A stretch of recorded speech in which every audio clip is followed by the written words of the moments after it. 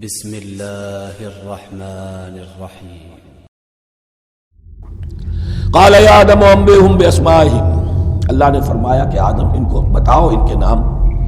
فلما انباہم باسمائہم، تو جب انہوں نے بتا دیے ان کو فرشتوں کو ان کے نام، قال الم اقل لکم انی اعلم غیب السماوات والارض، تو اللہ نے فرمایا کہ میں نے کہا نہیں تھا کہ میں جانتا ہوں آسمانوں اور زمین کی تمام غائب چیزوں کو جو تمہاری نگاہوں سے بھی اوجھل ہے، غیب، میں ہر شے کا جاننے والا ہوں۔ وَأَعْلَمُ مَا تُبْدُونَ وَمَا كُنْتُمْ تَكْتُمُونَ، اور میں جانتا ہوں جو کچھ تم ظاہر کر رہے تھے اور جو کچھ تم چھپا رہے تھے۔ چھپانے میں محسوس ہوتا ہے کہ ان کی خواہش یہ تھی کہ خلافت ہمیں ملے، ہم خدام ادب ہیں، ہر وقت تسبیح و تحمید اور تقدیس میں مصروف ہیں، جو حکم ملتا ہے بجا لاتے ہیں، تو یہ خلافت کسی اور مخلوق کو کیوں ملے؟ یہاں صرف یہ اور بتا دوں کہ یہ چونکہ اب ایک تیسری مخلوق کا ذکر بھی بعد میں آئے گا،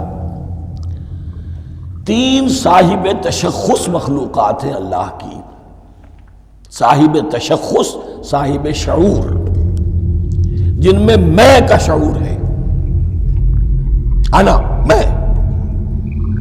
ایک ملائکہ ہے، ان کی تخلیق نور سے ہوئی ہے۔ ایک انسان ہے جن کی تخلیق گارے سے ہوئی ہے۔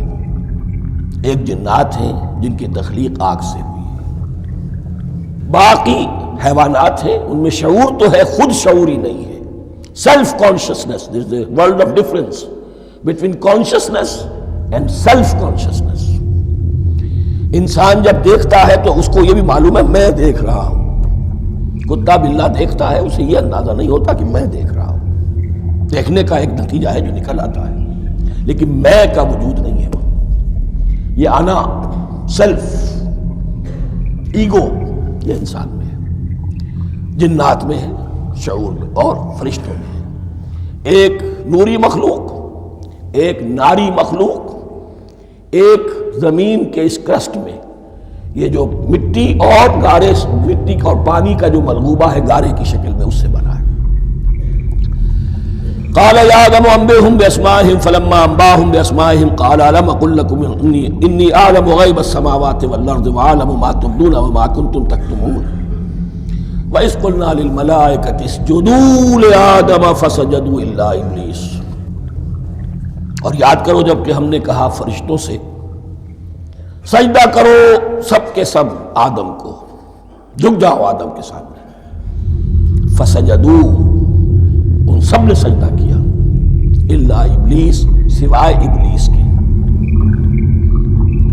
پہلی بات تو یہ سمجھیے کہ تمام ملائکہ کے سجدے کی ضرورت کیا تھی؟ کیا یہ صرف تعظیماً تھا؟ اور تعظیماً اگر تھا تو کیا آدم خاکی کی تعظیم تھی یا کسی اور شے کی تعظیم تھی؟ مکی صورتوں میں یہ بات 2 جگہ واضح کی گئی ہے۔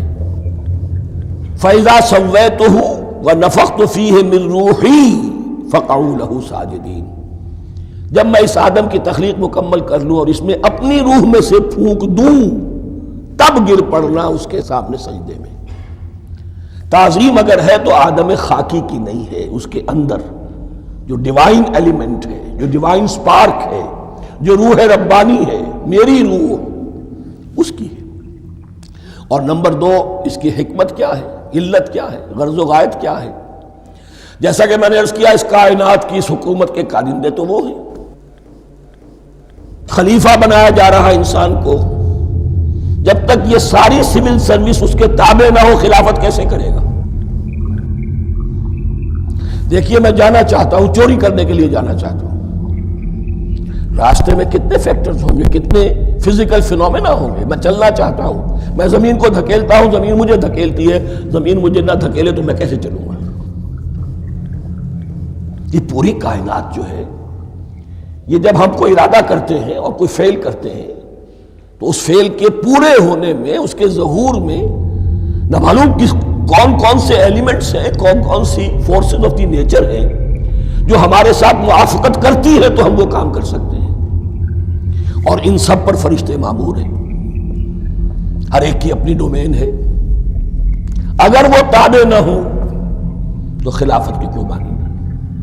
خلافت دی گئی ہے، یہ ادھر جانا چاہتا ہے جانے دو، یہ نماز کے لیے مسجد میں جانا چاہتا ہے جانے دو، یہ چوری کے لیے نکلا ہے نکلنے دو، اس لیے کہ اس کو جو اختیار دیا گیا ہے اس کے اختیار کے استعمال میں یہ تمام جو قوتیں ہیں وہ اس کے ساتھ موافقت کرتی ہیں، تب اس کا کوئی ارادہ وہ اچھا ہو یا برا وہ پایہ تکمیل کو پہنچ سکتا ہے۔ یہ گویا کہ سبارڈینیشن اس کے لیے سمبل کہ تمام فرشتوں کو جھکا دیا گیا۔ البتہ اس آیت میں ایک مغالطہ پیدا ہوتا ہے، الا ابلیس، سوائے ابلیس کے۔ مغالطہ یہ پیدا ہوتا ہے کہ شاید وہ بھی فرشتہ تھا، اس لیے کہ حکم تو فرشتوں کو دیا گیا تھا۔ پھر نوٹ کیجئے اس سے پہلے، بہت پہلے سورہ کہف نازل ہو چکی ہے، اور سورہ کہف میں فرما دیا گیا ہے کان من الجن ففسق عن امر ربی، وہ جن تھا بس اس نے سرکشی کی اپنے رب کے حکم سے۔ فرشتے کی شان یہ نہیں ہے، وہ اللہ کے کسی حکم کی سرتابی نہیں کرتا۔ لا یعصون اللہ ما امرہم ویفعلون ما یؤمرون، وہ اللہ کے کسی حکم کی نافرمانی نہیں کرتے اور جو حکم ملتا ہے بجا لاتے۔ یہ جنات کے اندر اختیار تھا، جیسے اختیار انسانوں کو دیا گیا ہے۔ جنات میں نیک بھی ہیں بد بھی ہیں، اعلیٰ بھی ہیں ادنا بھی ہیں، جیسے انسانوں میں۔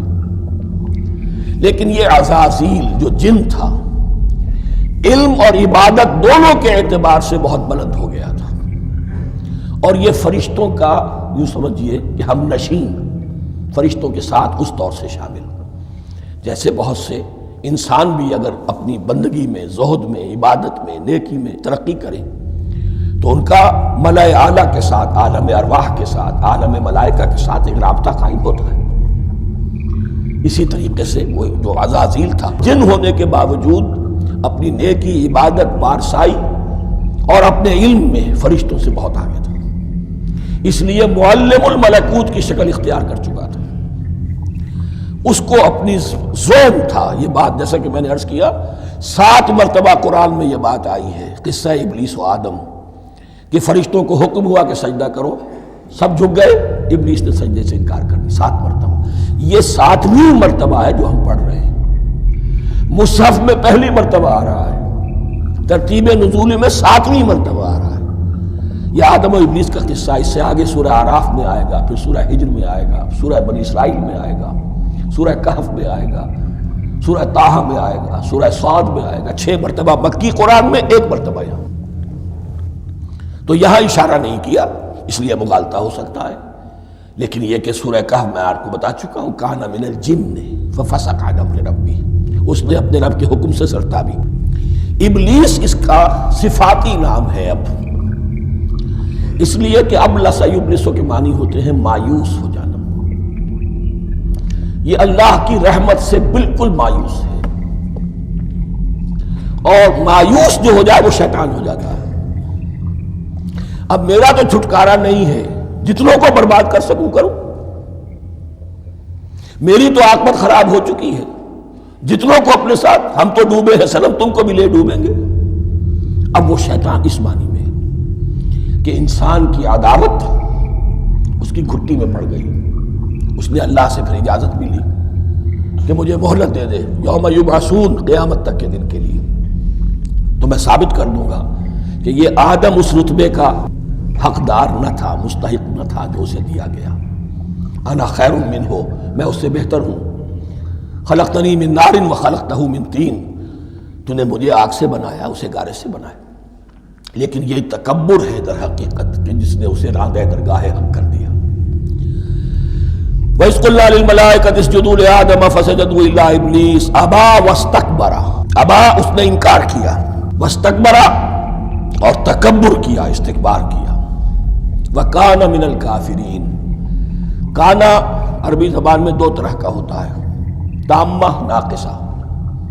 ایک معنی یہ ہو سکتے ہیں کہ ہو گیا، اب اپنے اس استکبار اور انکار کی وجہ سے کانا من الکافرین، وہ کافروں میں سے ہو گیا۔